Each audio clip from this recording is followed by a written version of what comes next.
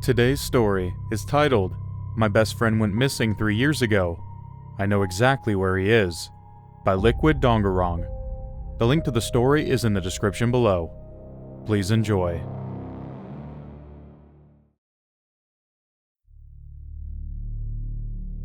I've known Kev since we were kids. He's always been sweet, if not a little paranoid for his own good, and a chronic liar. We had a lot of ups and downs in our relationship. There was even a stretch of years where we didn't speak at all after he accused me of stealing his medication. He told me I'd taken the bottle right out of the bathroom while he was in the other room. I hadn't, and I told him that 1,000,000 times. He didn't believe me. I stopped answering his calls, blocking him on everything, and that was that for a long time. I decided to give him a second chance a few years ago. He reached out first through a mutual friend. He said he was doing better, that his paranoia and anger were more under control. I missed him more than I wanted to admit. Being the person he calmed down for had always been part of how I understood myself, so I agreed, as long as he was done with this crap. We decided to go camping after we met back up in late July. Just the two of us in his old RV. The plan was a couple nights away from the stress of the world, some cheap food, a few beers, the kind of quiet time that used to feel easy between us. Just after dusk, a meteor fell from the sky. We both saw the streak. It landed close enough that the ground shook. We grabbed flashlights and walked out to investigate, more excited than anything else. When we got there, it was sizzling in a shallow crater, black and full of pits, about the size of a baseball. Kev broke off a chunk with a stick and dropped it in his jacket pocket. He grinned at me and asked if I wanted to head back to the RV so we could take some pictures. I said sure. Later that evening, when we were sitting by the fire, he told me he was grateful that I'd forgiven him. He said he'd been having a hard time keeping relationships going since everything fell apart with me. I told him it was understandable. I'd been through a few breakups myself, him included. There's something in the water these days that's been making everyone act crazy. He was sweating more than the fire could account for. He said he was just glad I was listening. I gave him a hug before we went in. Got a little wet, but a tiny bit of personal discomfort was worth it to help Kev feel better. He didn't sleep at all.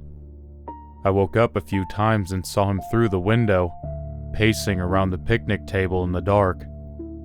I asked through the screen if he was okay. He said he was too hot. I could see it from inside. His shirt was plastered to him, his back drenched. I asked if he wanted to drive into town and find a clinic. He said no, and that it should pass any time now. In the morning, he seemed clingier. He sat close on the bench so I could smell the pine deodorant under his sweat. He kept taking my hand with both of his while we talked, holding on longer than the conversation needed. His palms were clammy, and his sweat felt thicker, like it didn't want to let go when he pulled his hand back. He's had mood swings in the past, so I wasn't totally unfamiliar with the sudden change. But then, he brought up the stolen medication out of the blue. He said he'd forgiven me a long time ago, and that the only reason he lashed out was because he really felt abandoned. I told him I didn't steal his fucking meds. His eyes watered. They looked heavy, like soft clay that was slowly sinking under an invisible weight. He apologized for bringing it up, saying that it didn't matter anymore. He said he couldn't stand to lose me again. He said he'd do whatever it took to change, that I was the only person who had ever stuck around. I wanted to believe him. I did. Part of me still needed to be that person. Part of me still needed that importance. But the old role was exhausting. I told him he needed to get real help, professional help, not just make empty promises. He said he'd been trying for years and nothing stuck. I told him he needed to put in the work first. He said nobody seemed willing to change for him. I didn't engage with him much after that. I knew it would only encourage his spiral of self-loathing. By mid-morning, his clothes were soaked through. Half his face had started to droop. It looked like he was having a stroke. I told him he didn't look good, and that I was going to call an ambulance. No. He moved faster than anything I'd seen from him before. He tackled me flat onto the dirt. They'll take you away from me. Thick globs of sweat dropped onto my face, darker and discolored now. His skin was softening. When I tried to push him off, my hand sank into him. You're the only one who knows me. You're the only person who loves me! He was melting. His sweat had turned stringy, the skin coming with it. It clung to my cheeks and the sides of my neck and started sinking into my pores. I could feel it finding its way in. I shoved at his shoulders, but there was less and less solid to push against. His arms gave out with a sloppy sound. His body collapsed on top of me, wrong like a fleshy weighted blanket. Please don't leave me. I should have kept fighting. I didn't. For a few seconds, I just lay there under what was left of him, the same way I'd always stayed when things got bad. His heat soaked into my body. I felt the rest of him come apart, first his limbs, then his torso, then whatever was still holding the shape of his head. It burned. I felt a pressure like nothing I'd ever felt before at the base of my skull.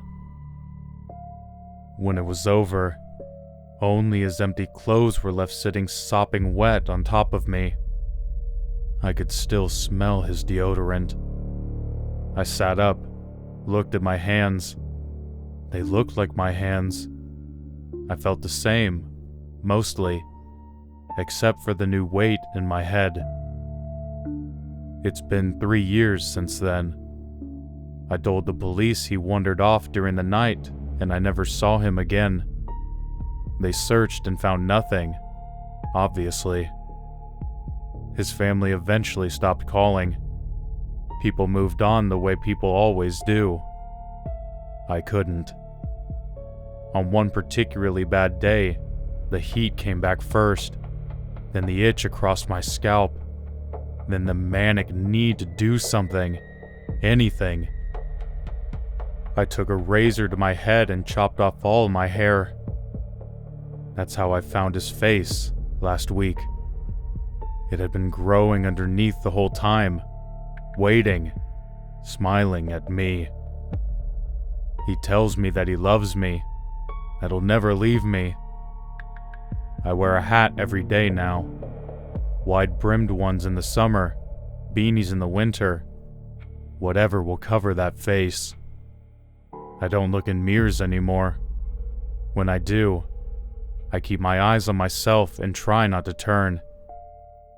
I know he's still there, always watching the room over my shoulder, watching me.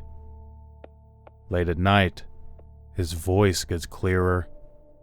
He asks if I'm still mad at him.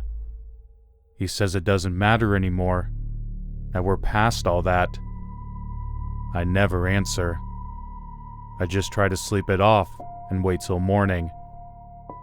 I tell myself that if I ignore him long enough, maybe he'll finally shut up.